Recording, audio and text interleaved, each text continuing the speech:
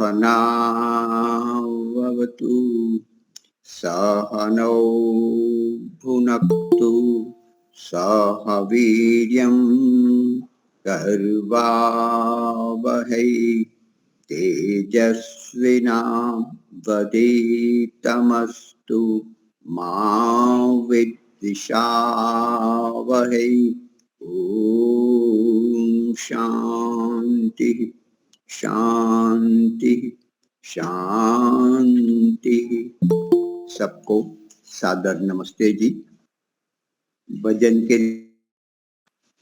मैं प्रयास करता हूँ और कोई गाने वाले मुरली भाई आप भी ढूंढ थोड़ा सीख जाइए, आप भी गा सकते हो। सौरभ भाई, सौरभ, सत्य मुनि जी जुड़े हुए हैं, सौरभ भाई भी जुड़े हैं। सौरभ कपूर है। हाँ जी, नमस्ते नमस्ते। लीला वेलानी जी, ठीक है जी, ठीक है। तो एक भजन में लेता हूँ, मेरा वीडियो बंद करना पड़ेगा। इस चालू है।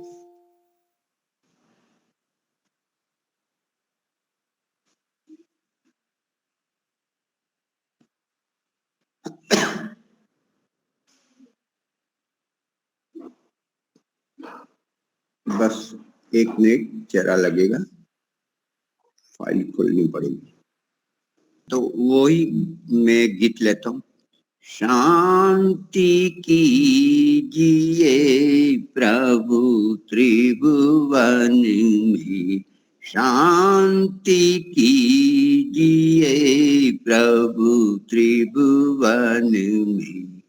जल में थल में और गगन में, जल में थल में और गगन में, अंतरिक्ष में अग्नि पवन में, अंतरिक्ष में अग्नि पवन में।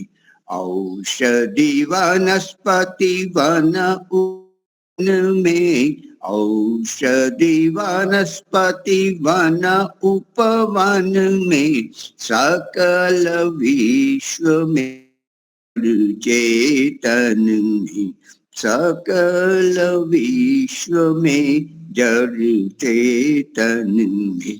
शांति की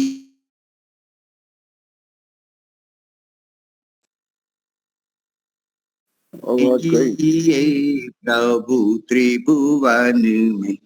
ब्राह्मण के उपदेश वचन में, ब्राह्मण के उपदेश वचन में, क्षत्रिय के द्वारा हो रण में, क्षत्रिय के द्वारा हो रण में।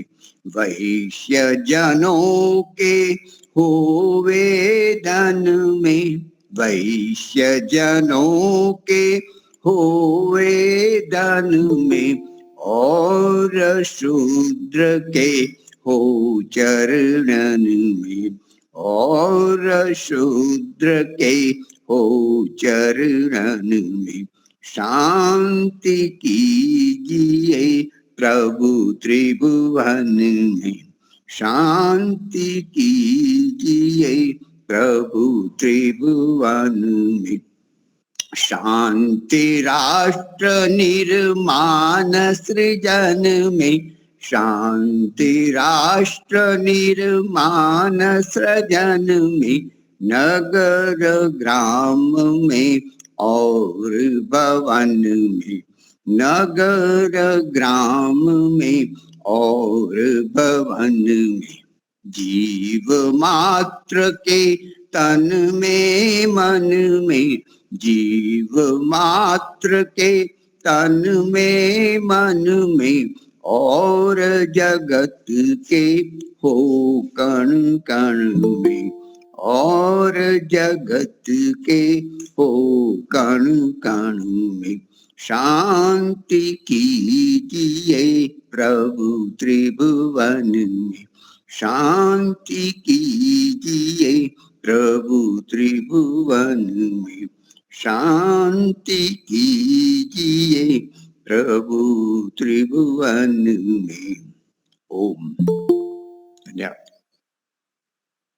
बहुत सुंदर, बहुत सुंदर, बहुत बहुत बढ़िया। हाँ हरेश भाई आप लेंगे या तो रशीला बेन? जी जी लीजिए। ओम तद विष्णु परम पदम सदा पश्यन्ति सूरयः दिवीव चक्षुरतमं दिवीव चक्षुरतमं। सभी को नमस्ते।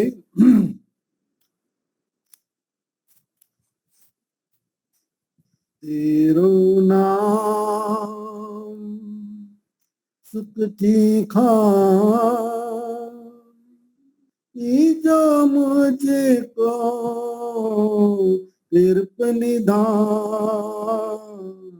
तेरो नाम सुख तीखा तेरो नाम उन पर तेरी कृपा महान। जाने जा मेरे भगवान जो मुझको कृप निधान, तेरो नाम सुख तीखा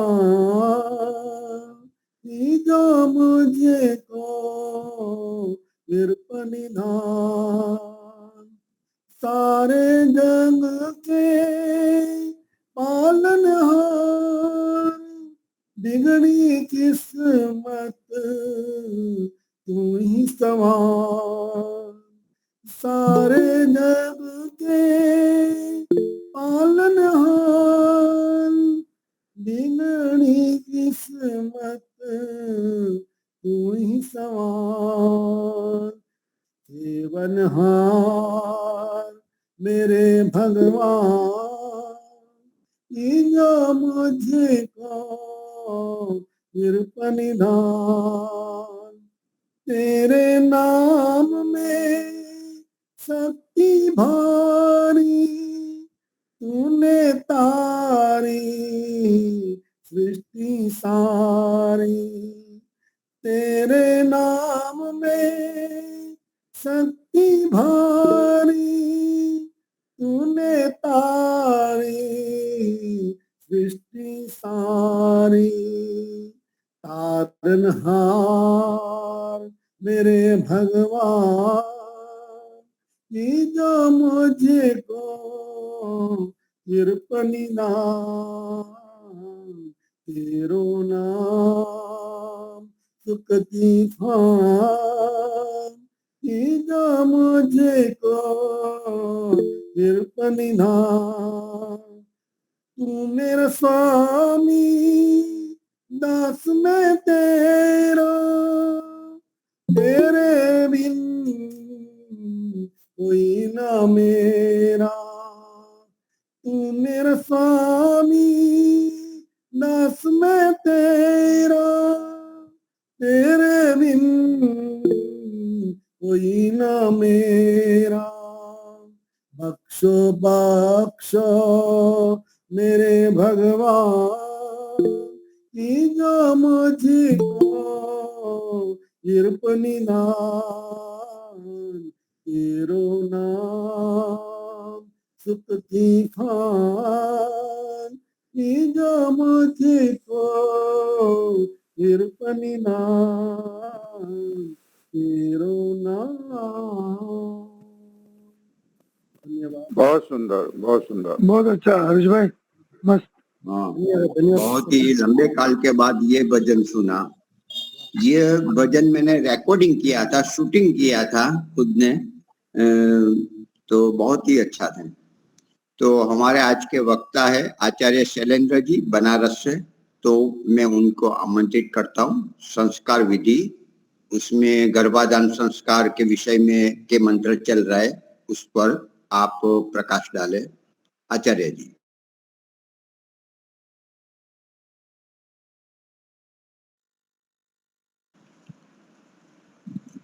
ओम नमस्ते जी।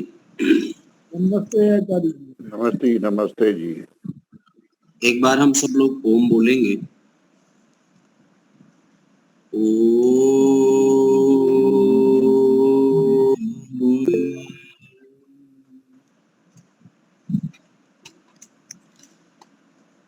आज हम सब लोग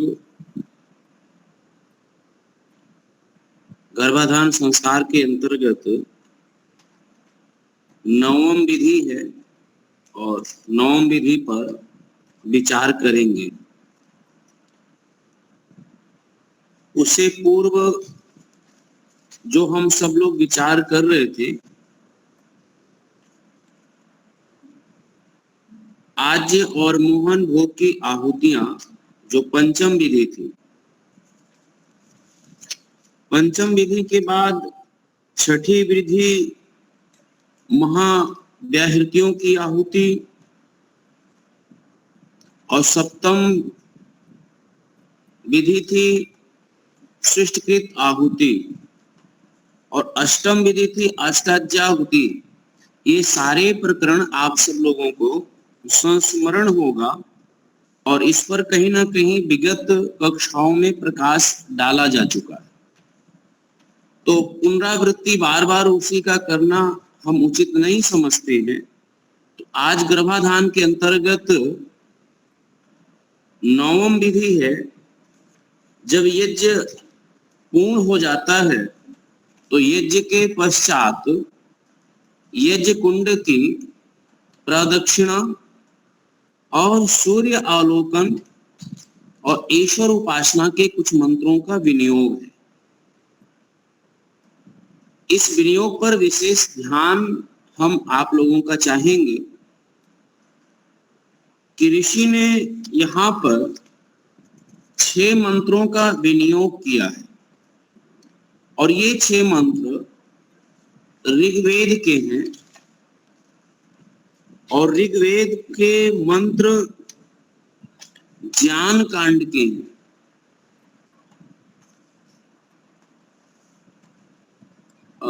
वैसे तो जो अध्यात्म परक के मंत्र हैं, ईश्वर के संदर्भ में जो मंत्र आए हैं, वो प्रायः मंत्र ईश्वर के संदर्भ में स्तुति, प्रार्थना और उपासना के विशेष निरूपण करते हैं और बताते हैं। स्वामी जी ने एक मंत्र यजुर्वेद का, 5 मंत्र ऋग्वेद के लिए हैं ये मंत्र। तो आइए प्रथम मंत्र पर हम सब लोग विचार करते हैं।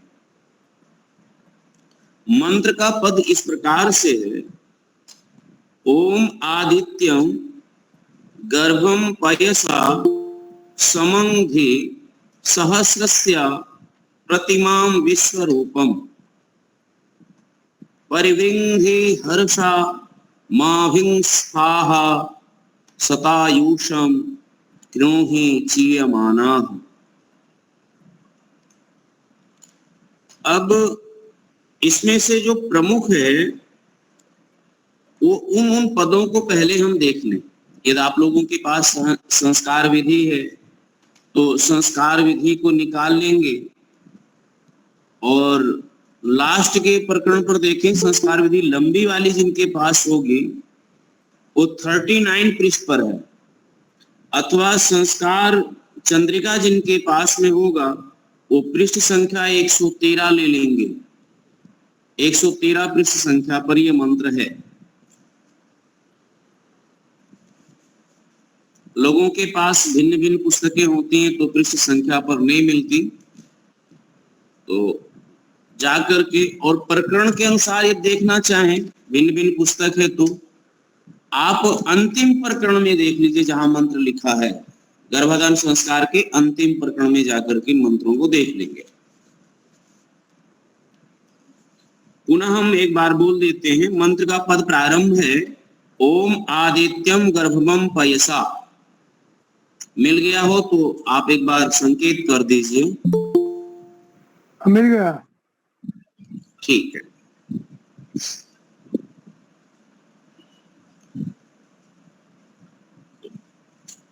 यहां संबोधन में परमात्मा का ही नाम है।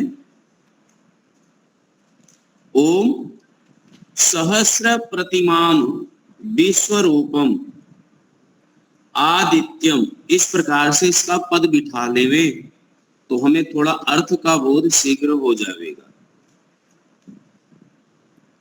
सहर्ष का मतलब है अनेकों, असंख्य, प्रतिमाम प्राणियों को,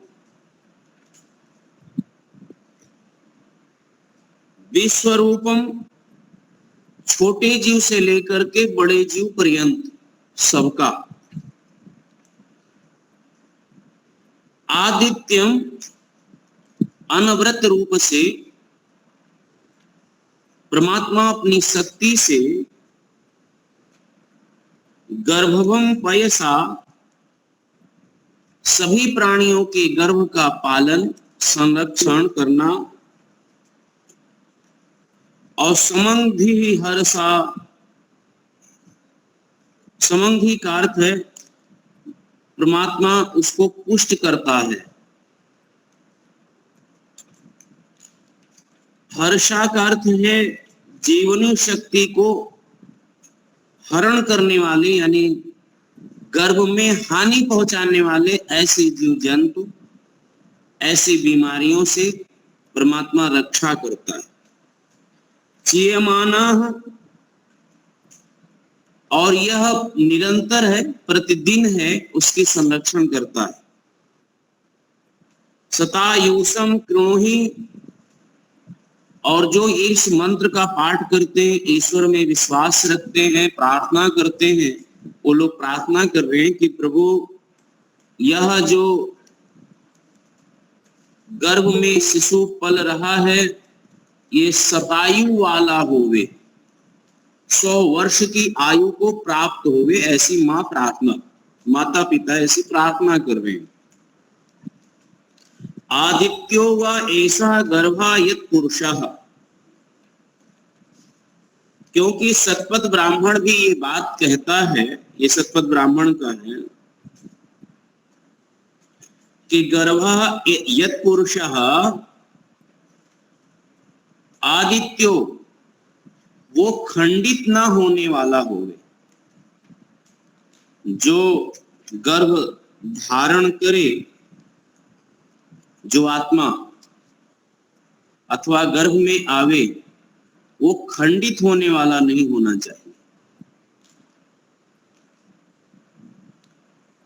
अब इसमें हम विचार कर लें, एक तो किन्हीं बीमारियों के कारण वह गर्भ खंडित होता है। वर्तमान समय में गर्भ को खंडित करवा दिया जाता है माता पिता के द्वारा। और तीसरा एक कारण है कि सही से गर्भ अवस्था के समय का जो विज्ञान है उसका ठीक से माता के द्वारा पालन ना करने पर, पिता के द्वारा पालन ना करने पर गर्भ खंडित हो जाता है। इसलिए ब्राह्मण ग्रंथ ने ये आदेश दिया और ये संविधान बनाया कि गर्भधारण तभी करें जब पूर्णतया से अनुकूल होए और खंडित होने का कोई ऐसा अवसर ना आवे, ये ध्यान रखिए। तो आदित्यो व एषा गर्भा यत् पुरुषः, ये कहने का अभिप्राय है। तो मनुष्य जो है वो ज्ञान प्रधान योनि वाला है, ज्ञान प्रधान शरीर वाला है। मनुष्य की प्रधानता या सौंदर्यता उसके ज्ञान से, ये भी हम ध्यान रखें। ये जो सायंकाल हम सब स्वाध्याय के लिए बैठे हैं ना, ये मनुष्य का मूल स्वरूप है। ये हम अपने मूल रूप का कार्य करते हैं, अपने स्वरूप का काम कर रहे हैं। हमारा जो प्रधान स्वरूप है वो संग्रह करना नहीं है, धन का संग्रह करना अथवा अन्य किसी विचारों का संग्रह करना यह नहीं है, बल्कि शुद्ध ज्ञान का संग्रह करना, शुद्ध ज्ञान को प्राप्त करना, ये हमारा मूल स्वरूप है जीवात्मा का।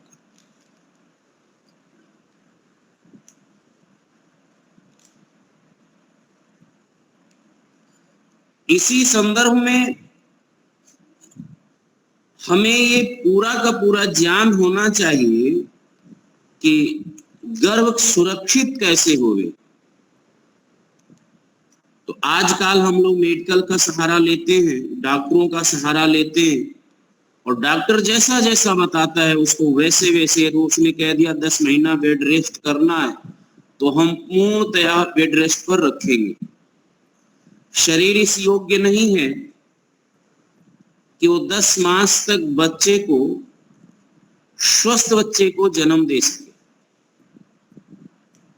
अब विसंगतियां ऐसी हैं, परिस्थितियां ऐसी हैं, शरीर का स्ट्रक्चर ऐसा है, शरीर का स्वास्थ्य ऐसा है। तो धीरे धीरे वेद मंत्र का जो विनियोग ऋषियों ने किया है, यदि आप वैसा अर्थ घटाइए और वर्तमान समय को देखिए तो दोनों मिलेंगे नहीं आपको 100%। तो इसमें एक विचार उठने लगता है क्या मंत्र जो कह रहा है वो पूरा पूरा आज के लोगों पर घटेगा नहीं, तो उसके आदेश का पालन करें तो गर्भ की क्षति हो जाएगी। लेकिन यही मंत्र जब नेचर के सहारे, जो प्रकृति के सहारे जो माताएं रहती हैं, उनमें ये देखा जाता है कि वो पूर्णतया स्वस्थ रहती। एक घटना है, परिश्रम करने वाले, वर्क करने वाले लोगों के जीवन में, कि वो 9 मास तक महीने तक सब श्रम करती हैं, परिश्रम करती हैं, और बाद में एक स्वस्थ जन्म प्राकृतिक रूप से, कोई नॉर्मल जिसे डिलीवरी कहते हैं, वो प्राकृतिक रूप से जन्म दे देती माते को। तो वेद मंत्र वहां घटता हुआ मिलता है उनके साथ। तो ये वेद मंत्र जो प्रकृति के अनुकूल अपने जीवन को जीते हैं। एक बात और विशेष कह दें, जो शरीर के विज्ञान को भारतीय पद्धति के तरीके से जानते हैं, नेचुरल तरीके से, उनका कहना है कि जो शारीरिक श्रम करते हैं और व्यायाम करते हैं, दोनों में उत्तम कौन सा है? दोनों में अच्छा कौन सा है? शारीरिक श्रम करने वालों का शरीर उत्तम होता है। हम 1 घंटा जो व्यायाम करते हैं उसकी अपेक्षा शरीर की दृष्टि से, शरीर की हिस्ट्री पुष्टि। तो आगे भी मंत्रों में, 6 मंत्रों में पूरा हमें शरीर का एक पूरा आपको विज्ञान मिलेगा कि शरीर हमें रखना कैसा चाहिए। पूरा पढ़ेंगे एक एक करके, तो उसमें एक एक पंक्तियां, एक एक ऐसी चीजें मिलती चली जाएंगी। आज हम लोग के पास जितना समय होगा उतना तो स्वाध्याय करेंगे, एक एक मंत्रों का, उस पर विचार भी करेंगे।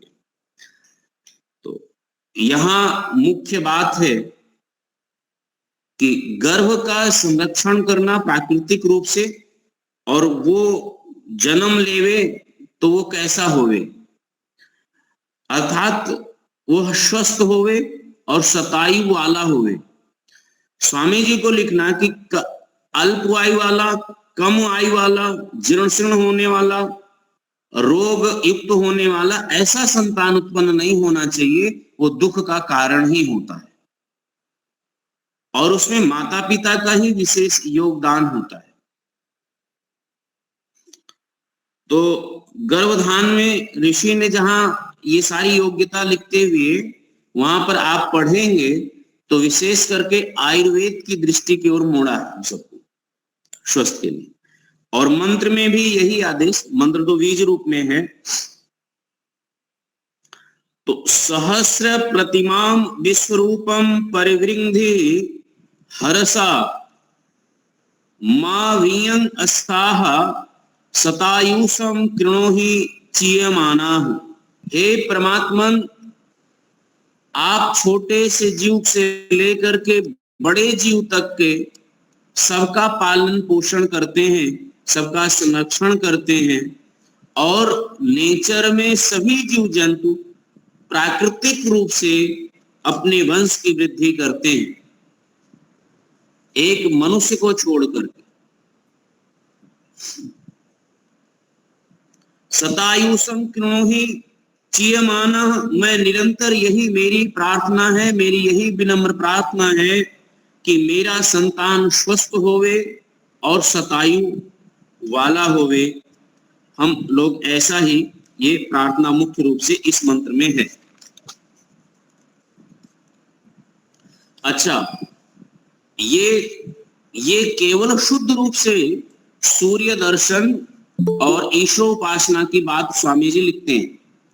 सूर्य दर्शन करें।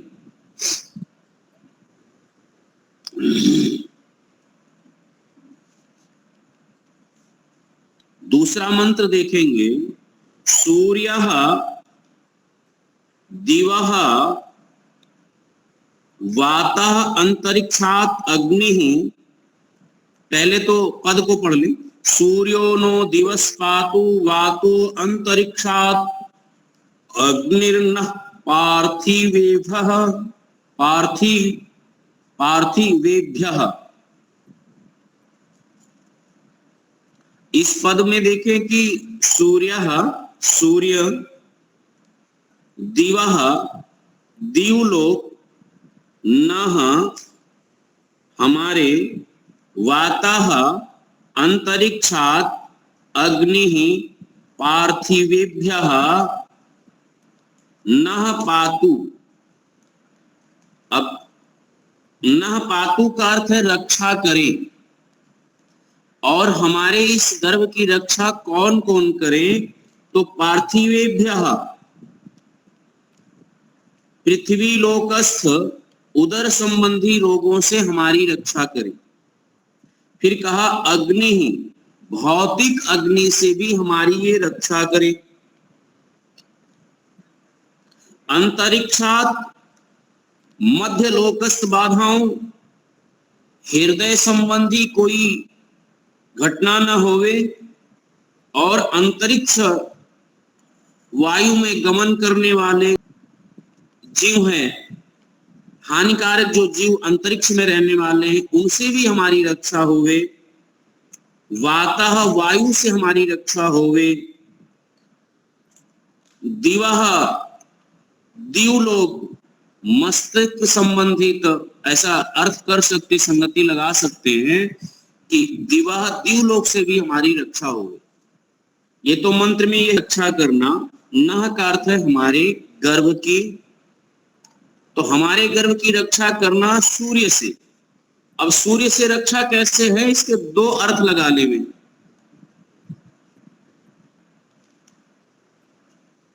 एक होगा निषेध वाक्य में, और एक होगा विधि वाक्य में। निषेध वाक्य ऐसा कहे कि बहुत ज्यादा अतिशय तप कर रहे हैं सूर्य का, तो वह भी हानिकारक है गर्भ के लिए, और सूर्य के प्रकाश में है नहीं, वह भी हानिकारक।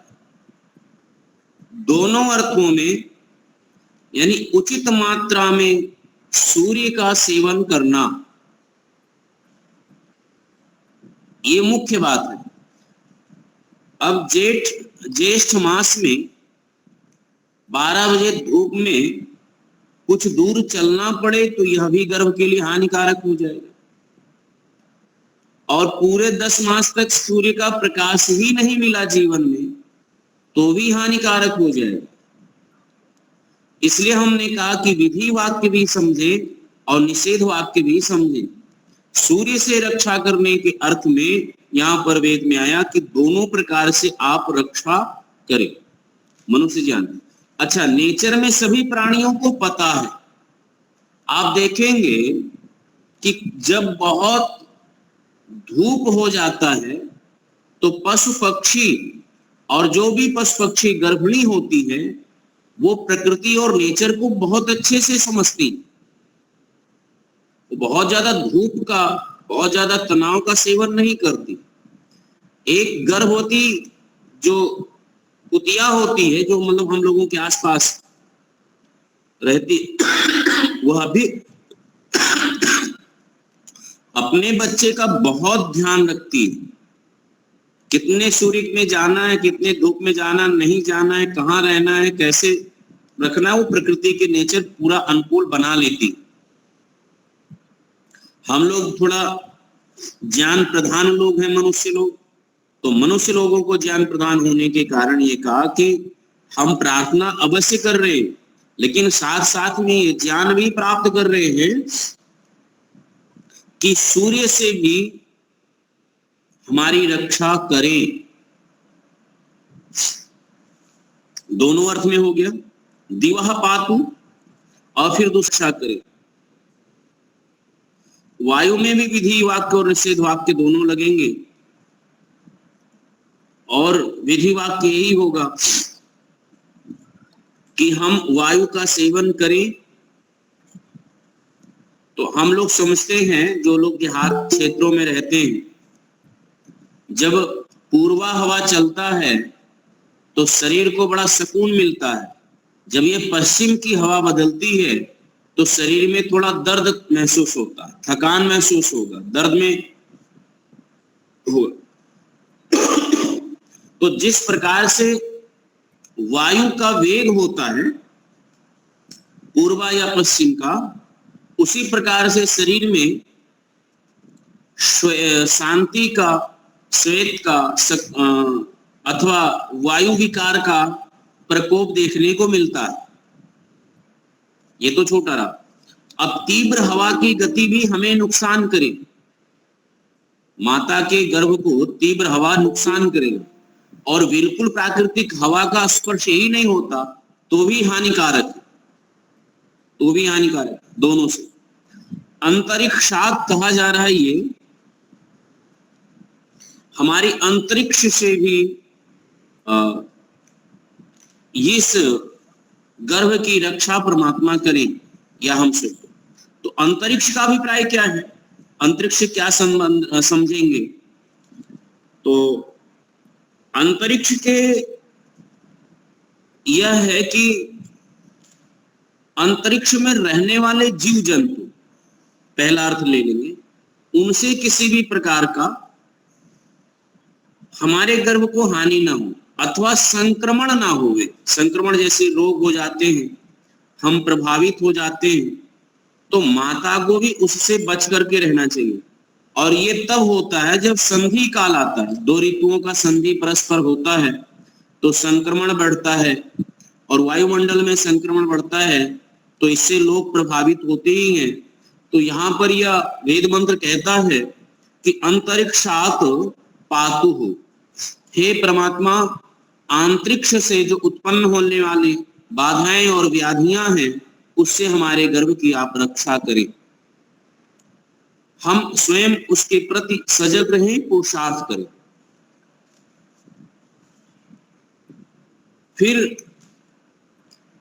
तीसरा जो एक पद और आ रहा है कि अग्निनः पातु, पातु क्रियापद है, इसको लगा लेंगे। अग्नि से भी हमारे गर्भ की रक्षा हो, दोनों है। अग्नि की समुचित मात्रा में हमें आवश्यकता होती है।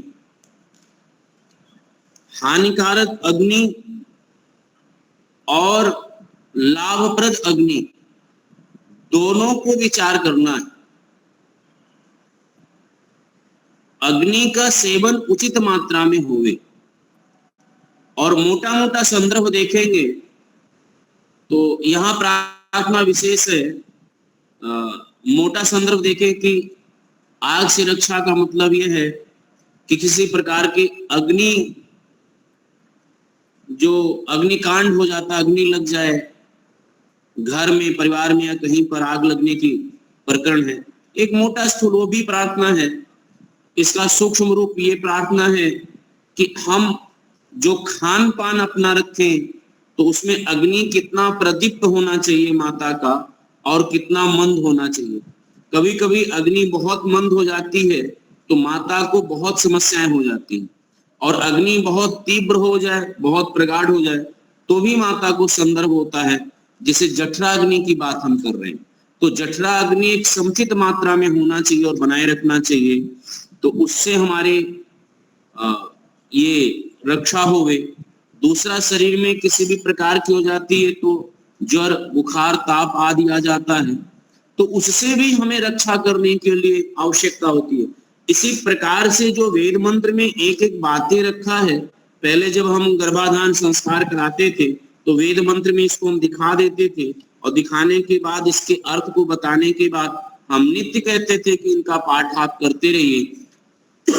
और इसी प्रकार से मन में आप संकल्प करिए और अपने गर्भ की रक्षा के लिए, वृद्धि के लिए, समृद्धि के लिए परमात्मा से उपासना भी करिए, प्रार्थना भी करिए, और इससे एक मानसिक शांति भी प्राप्त होता है। और ये मंत्र बहुत अच्छा है, ऋषियों के द्वारा विनियोग किया हुआ है और एक अच्छा हमें अर्थ प्रदान करता है।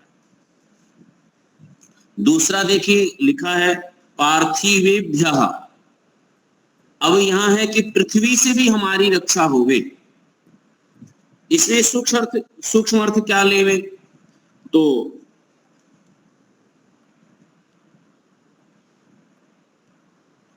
सूक्ष्म अर्थ दो प्रकार से पृथ्वी की रक्षा है। तो सूक्ष्म अर्थ ये लेते हैं कि उदर से संबंधित कोई बीमारी मां को नहीं होना चाहिए जब तक गर्भ अवस्था में मां का। यदि होता है तो गर्भ पर विशेष करके उनको गर्भ की क्षति होती है, गर्भ का नुकसान होता है। तो यह भी एक प्रार्थना किया कि पार्थिवेभ्यः नः पातुः। पृथ्वी से उत्पन्न होने वाले जीवाश्म या इस तरह के आहार व्यवहार जो हमारा खान पान हो जाए, बिगड़ जाए, उससे भी हमारी ना हानि हमें ना होवे और हमारी रक्षा होवे, उससे भी हमारी आप रक्षा करें। तो यह एक प्रार्थना है। और अब मूल रूप से दूसरे मंत्र में जो हम लोगों ने प्रार्थना किया वो देखिए कि सूर्यः, दिवः, वातः, अंतरिक्षात्, अग्निना, अग्निः और पार्थिवेभ्यः, ये सब जाकर के अंतिम में पृथ्वी को पंचमी विभक्ति का बहुवचन किया, और बहुवचन में आया कि इनसे हमारी गर्भ की रक्षा कीजिए। ये दूसरा मंत्र लगभग में इसके अर्थ, इसके भाव और हम लोगों ने पूरा कर लिया। दूसरा मंत्र पर विचार, तीसरे मंत्र पर भी विचार कर ले। में तीसरा मंत्र है कि सविता यस्य ते हरः सतं सवा अर्हति पाहि नो दितुतः पतन्त्याः। ओम जोषा सविता यस्य ते हरः सतं समां अर्हति पाहि नो दिद्युतः पतन्त्यः। तो सविता परमात्मा को संबोधित करके कहा गया, हे सकल जगत के उत्पन्न करने वाले, इस गर्भ के अधिष्ठाता, इस गर्भ के जनक और प्रेरक परमात्मन, जोषः, जोषः शब्द का अर्थ है कि प्रीति पूर्वक आप हमारी रक्षा करें, प्रेम पूर्वक रक्षा करें। अब इसके विस्तार में आप देखेंगे, प्रकृति में एक सिद्धांत है। सिद्धांत ये है कि आप जैसा बल लगाएंगे वैसा विपरीत बल आप पर एक फोर्स डालेगा। आप जितनी तेजी से एक गेंद को दीवार में मारिए वो दीवार से विपरीत होता हुआ वो गेंद आपके पास आपकी ओर आएगा। ये फोर्स, बल है। ऐसे प्रीति के संदर्भ में, प्रेम के संदर्भ में भी यही है कि जितने श्रद्धा और विश्वास और प्रेम के साथ परमात्मा के प्रति आप बल लगाएंगे, उतने ही श्रद्धा प्रेम का विस्तार होते हुए आप प्रभावित होंगे, आपको मिलेगा उसका फल।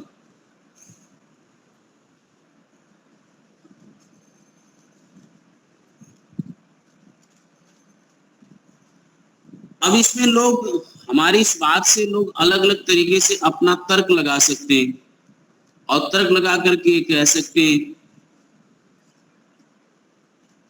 कि हम जितना प्रेम करेंगे परमात्मा उतना ही प्रेम करेगा, हम जितना विश्वास करेंगे परमात्मा उतनी ही विश्वास करेगा।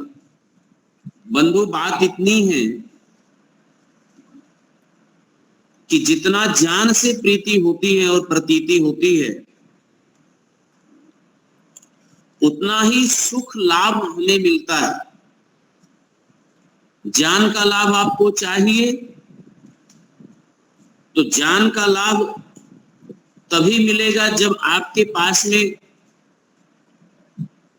प्रतीति हो, और जितना प्रतीति होगा उतना ही प्रीति होगा। आज लोगों को ईश्वर को छोड़ करके सब चीजों में प्रीति भी है और प्रतीति भी है, उसका ज्ञान रखते भी है, ईश्वर को, ईश्वर जैसे सत्ता को छोड़कर। लेकिन मूल रूप जिस परमात्मा का दिया हुआ, बनाया हुआ, रचना सृष्टि, सबके मूल रूप पदार्थों का जिसका सेवन करते हैं, उसके प्रति वास्तविकता हम लोग कृतज्ञ हैं, कृतज्ञ नहीं। वेद माता हमें यही सिखाती है कि उस परमात्मा के प्रति हम कृतज्ञ बने, लेकिन वास्तविकता तो मन की धारणा, मन से विचार करने पर पता लगता है कि परमात्मा के प्रति हम कृतज्ञ नहीं है।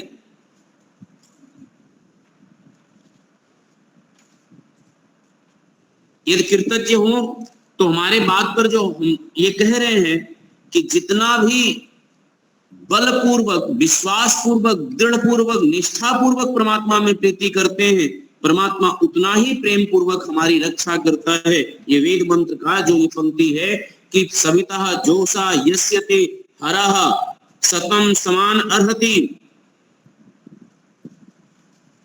यस्यते, जो हरः, जो परमात्मा का प्रभाव हमारे जीवन पर पड़ेगा वो अन्य किसी का प्रभाव नहीं पड़ता। जन्म लेते ही आपके बच्चे पर बॉलीवुड का प्रभाव है अथवा परमात्मा का प्रभाव है, ये दोनों लक्षण दिखते हैं। एक बच्चा जन्म लेते ही बॉलीवुड के संस्कार को जन्म लेता है तो थिरकना सीखता है, फिल्मी गीतों पर मुस्कुराना सीखता है, फिल्मी गीत बजने लगते हैं तो उसके रोम रोमांचित हो जाते हैं और वो लेने चाहता है। और जब माता उसे आध्यात्मिक संस्कार से, आध्यात्मिक बातों से उसको पालन और पोषण करती है तो भजन सुन करके वो प्रसन्न होता है, ओम उच्चारण करके वो प्रसन्न होता है, श्लोकों का गायन सुन करके वो प्रसन्न होता है। इन सब बातों से, लक्षणों से पता चलता है कि माता ने उसको किस वातावरण में पाला गया, किस प्रीति में पाला गया। परमात्मा का उस पर विशेष कृपा, विशेष प्रभाव होता है। जिन जिन महापुरुषों का हम देखते हैं, उन महापुरुषों के जीवन में जाकर के उनके माता पिता का स्टडी करें, देखें, अध्ययन करें, तो हमें मिलेगा वो माता धार्मिक, पिता धार्मिक, माता पतिव्रता है। उनके बच्चे इतने उत्कृष्ट संस्कार वाले हुए, उत्तम संस्कार वाले हुए।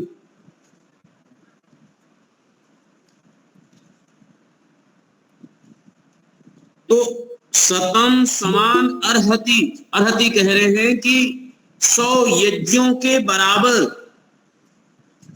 अकेला परमात्मा का तेज है। जो पुण्य व्यक्ति अग्निहोत्र से सोम याग पर्यंत 100 प्रकार के यज्ञों को करे और पुण्य प्राप्त करता है, कहीं प्रेम पूर्वक परमात्मा का जप, उपासना, चिंतन और मनन करे और हमारे जीवन पर हमारे वंश पर, हमारे गर्भ पर जो प्रभाव पड़ता है वो अकेला तेरा तेज 100 यज्ञों के प्रभाव के समान है। परमात्मा के तेज का उसका प्रभाव 100 यज्ञों के बराबर, शतम समान अर्हति 100 यज्ञों के बराबर है। देखिए कितना, यानी भक्ति का महत्व विशेष है। यदि हम कहें तो कर्म कांड का महत्व अवश्य है, कर्म कांड हमें करना ही चाहिए, हम उसका प्रबल है, विशेष प्रबल है, लेकिन कर्म कांड की अपेक्षा भक्ति कहीं विशेष श्रेष्ठ है। आपके कर्म कांड में भक्ति नहीं है तो कर्म कांड शून्य है, लेकिन कर्म कांड यदि नहीं है लेकिन भक्ति विशेष है तो जीवन की धन्यता है, मूल रूप से बात। तो शतम समान अर्हति हे परमात्मा, 100 यज्ञों के जो योग्य अर्थात अकेला तेरा तेज 100 यज्ञों के प्रभाव के समान है। पतंत्याह गिरती हुई बिजली से विद्युता न हमारी, यानी किसी भी प्रकार की प्राकृतिक दुख हो जाए, दैवीय दुख आवे, उससे हमारी आप रक्षा करें, इस गर्भ की रक्षा हो गई। तो प्राकृतिक दुख जैसे दैवीय दुख कहते हैं, तो त्रिविध दुख का जो शास्त्रों में कहा गया, भौतिक, आध्यात्मिक और दैविक, ये 3 प्रकार के दुखों से रक्षा करने का यहाँ पर मंत्रों में विनियोग है और विशेष करके विनियोग है, जिसका हमें प्रार्थना भी करना चाहिए और पुरुषार्थ भी करना चाहिए, और पुरुषार्थ पूर्वक प्रार्थना सदैव स्वीकार होता है। चौथा मंत्र है ओम चक्षुर्न देवः सविता चक्षुर्न उता प्रवतः चक्षुर्धाता दधात। आप सबको मिल गया होगा, आप देखिए, चक्षुः नः देवः, और इस चौथे मंत्र में सविता चक्षुर्न उता प्रवतः चक्षु धाता दधातु न, इसमें चक्षु शब्द प्रधानता से 1, 2, 3 बार आया, तो चक्षु चक्षु चक्षु 3 बार आया है। तो चक्षु का अर्थ है दृष्टि, देखने वाला, दिखाने वाला, जानने वाला, जनाने वाला। और सविता धाता देव, हे पूर्ण परमात्मा, आप हमारे जानने वाले और हमें जना देने वाले, ऐसे स्वरूप वाले आप हैं। किसी भी प्रकार की कोई अनहोनी होना हो, शुभ अशुभ हो, तो सबसे पहले हमारे अंतःकरण में प्रेरणाएं प्रस्फुरण होने लगती हैं। हम समझ सके तो समझ जाएं। जो भी शुभ अशुभ प्रेरणाएं प्रस्फुरण होती हैं, उस शुभ अशुभ प्रेरणाओं को पकड़ करके बुद्धिमान लोग, साधक लोग, योगी लोग अपने अनुभव से जान लेते हैं कि अब ये सूचना कैसी है। इसी संदर्भ में एक बात और बताएं कि यह शरीर भी हमें सूचना देता है। जब किसी भी प्रकार से रोग का आना होता है, एक भांत एक मूल रूप से ये शरीर सूचना देगा, लेकिन हम उसकी अनदेखी करते रहते हैं, चलाते रहते हैं। लगभग में उस रोग का 40% शरीर लड़ता है, 40% से जब ऊपर होता है तब वो हमें बताना शुरू करता है। इस बात की पुष्टि में मैं ये कहूंगा कि जो प्राचीन हमारी चिकित्सा पद्धति थी, आयुर्वेद की पद्धति थी, और जो उसमें नाड़ी वैद्य हुआ करते थे, नाड़ी वैद्य आपके नाड़ी को पकड़ करके बता देते कि 6 महीने बाद आपको कौन सा रोग होने वाला है। वो इस सूचना को बहुत जल्दी समझते थे, शरीर की सूचना को। आज कितना भी टेक्नोलॉजी बहुत आगे है, लेकिन 6 महीने बाद कौन सा रोग होगा ये नहीं बता सकते। अच्छा, इससे और भी जो योगी लोग होते थे, जो विभूति बात पढ़ेंगे तो उनको ऐसी सिद्ध जाती थी कि सब कुछ, वो बहुत सारा चीज उनको अपनी सिद्धियों के माध्यम से उसको प्राप्त कर लेते। और आज का भी व्यक्ति थोड़ा सा बुद्धिमान है तो अपने शरीर के सांसों के संचालन से, शरीर के शक्ति से, खान पान के व्यवहार से हमें भी पता लग जाता है कि हमें कौन सा रोग होने वाला। यदि आपका शरीर मीठा की तरफ बहुत ज्यादा भाग रहा है, मैं उदाहरण के स्वरूप बता रहा हूं, तो अब समझ जाइए कि जल्दी हमें डायबिटीज होने वाला है। इसमें कोई संदेह नहीं है, छोटा सा है।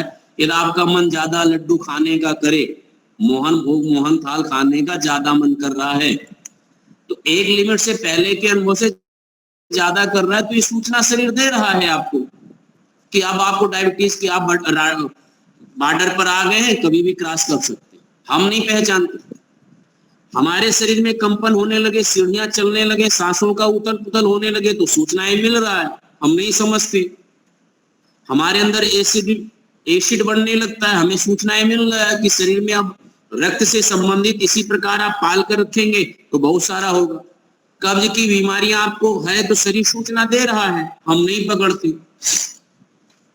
ऐसे ही अंतःकरण में परमात्मा भी बहुत सी सूचनाएं हमें प्राप्त होती हैं, हम नहीं समझते। वेद मंत्र में बात क्या कहे कि परमात्मा को हम कह रहे चक्षु चक्षु हो, हे परमात्मा आप हमारे मार्ग के प्रदर्शक हो, आप सब चीजों के दृष्टा हैं, और दृष्टा होने के साथ साथ दिखा देने वाले भी हैं। वो दृष्टा भी है, पथ प्रदर्शक भी है, दिखाने वाला। अब देखने वाला समझने वाला होना चाहिए, हम समझ जाएं। तो चौथे मंत्र में ये बहुत बड़ी प्रेरणा की बात है कि ईश्वर की दी गई प्रेरणा आप उसको समझिए और समझ करके सावधान रखिए, अपने ज्ञान का उपयोग करिए और ज्ञान का उपयोग करके जीवन को सुखमय बनाइए। गर्व के साथ भी ऐसा ही। 5वां मंत्र लेंगे, समय 3 मिनट है तो पूरा करते हैं। नः चक्षुषे चक्षुदेहि नः तनुभ्यः। 5वां मंत्र, ओम चक्षुर्नो धेहि चक्षुषे चक्षुर्वीक्षै तनुभ्यः संचेदं वीच पश्येम। हे परमात्मा, न चक्षुषे हमारे नेत्रों के लिए, चक्षुधेहि दृष्टि दीजिए। चक्षु है लेकिन दृष्टि नहीं। सबकी चक्षु एक जैसी नहीं है। नेत्र सबके पास में है, ये गोलक सबके पास में है, लेकिन दृष्टि सबके पास में ऐसी नहीं है। और जिसकी जैसी दृष्टि होती है वैसे ही संसार में उसकी सृष्टि होती है, उसकी रचना होती है। किसी बात को देख करके व्यक्ति को वैराग्य होता है, और किसी ही बात को देख करके संसार में उसे आसक्ति होता, अनुराग होता है। तो दृष्टि सबकी एक जैसी नहीं है। उदाहरण के रूप में हम देखें कि उद्यान में एक फूल लगा है, बहुत सुंदर फूल है।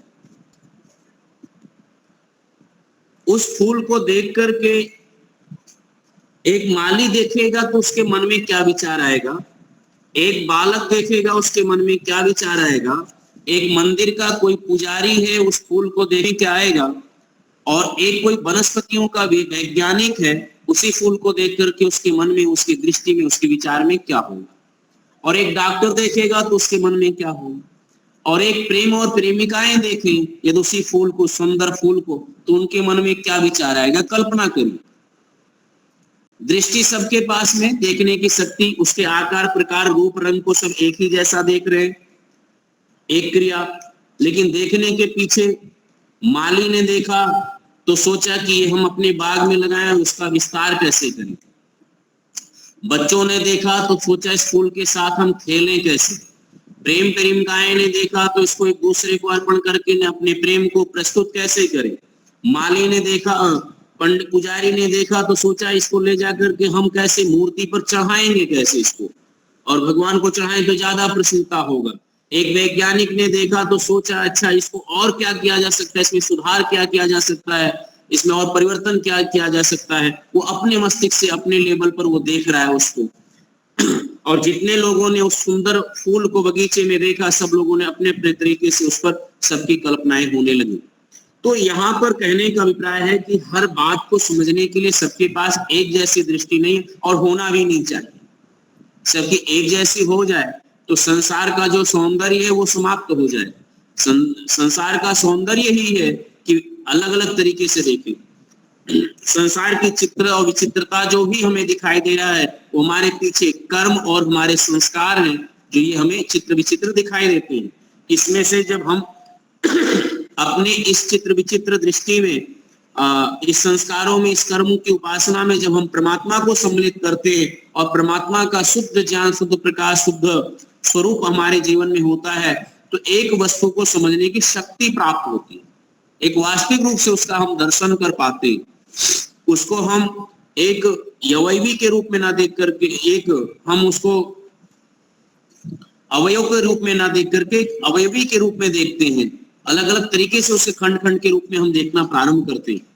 हमें दिखाई देता है, हम किसी को एक जो शुद्ध रूप से परमात्मा, लेकिन कर्तव्य पथ पर वो उसको एक वास्तविक रूप दिखाई देता है, विजन दिखाई देगा, दृष्टि मिलेगा उसको। तो हम प्रत्येक मंत्रों के मूल रूप से समझेंगे, विज्ञान को समझेंगे, तो हमें बहुत कुछ दिखाई देता है। तो ये जो मंत्र है चौथा और पांचवा, ये दो मंत्रों को गहन चिंतन करिए। अगली बार फिर इसी कक्षा में हम लोग सम्मिलित होंगे। 2 मिनट अधिक हो गए हैं तो फिर विचार करेंगे। यहीं पर अपनी वाणी को विराम देता हूँ। आप सब लोगों ने ध्यान पूर्वक सुना, सबको साधुवाद, धन्यवाद। ओम शांति। बहुत ही सुंदर, बहुत सुंदर। बहुत अच्छा। तो समय हो चुका है तो शांति पाठ करते हैं। सबको सादर नमस्ते जी। सबको सादर। कल फिर मिलेंगे। जयाबेन शुक्ला, सबको सादर नमस्ते जी जी। कल न्याय दर्शन पर चर्चा जयाबेन जी करेंगे, तो जरूर पधारे।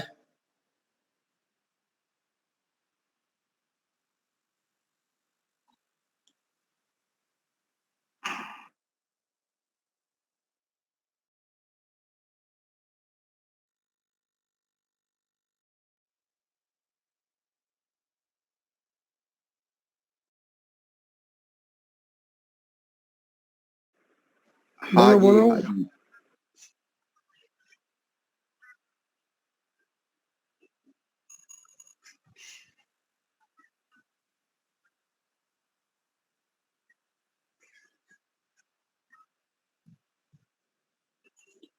तो उसमें लेखक कौन है? लेखक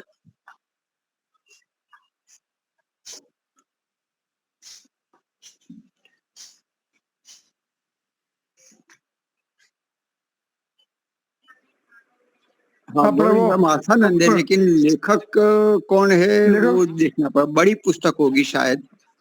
लेखक तो स्वामी दयानंद होते हैं, लेकिन प्रकाशन अलग अलग है सबके। नहीं, ये संस्कार विधि जो चला रहे वो जो महर्षि दयानंद के नहीं, लेकिन दूसरे अपने है ना, 2 विद्वान है।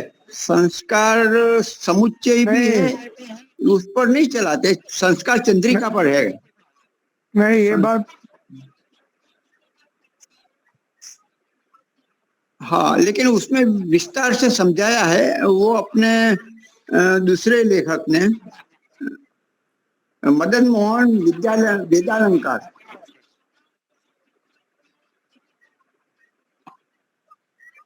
संस्कार वो विधि में गर्भाधान है। संस्कार में, गर्भाधान संस्कार में 7 मंत्र हो गए, 7 या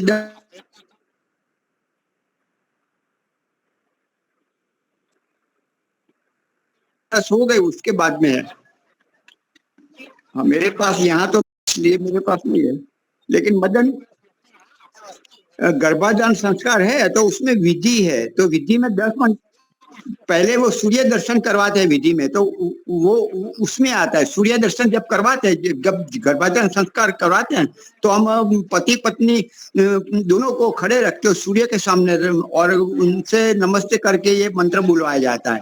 तो ये मंत्र का अर्थ आज बताया आचार्य जी ने।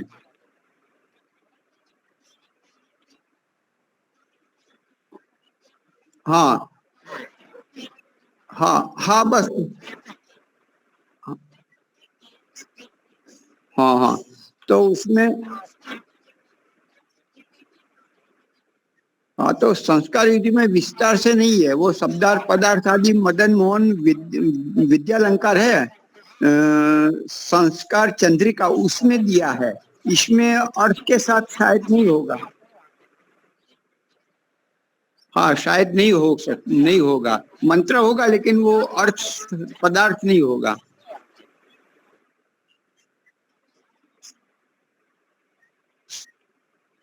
हाँ, ओ जी, नमस्ते।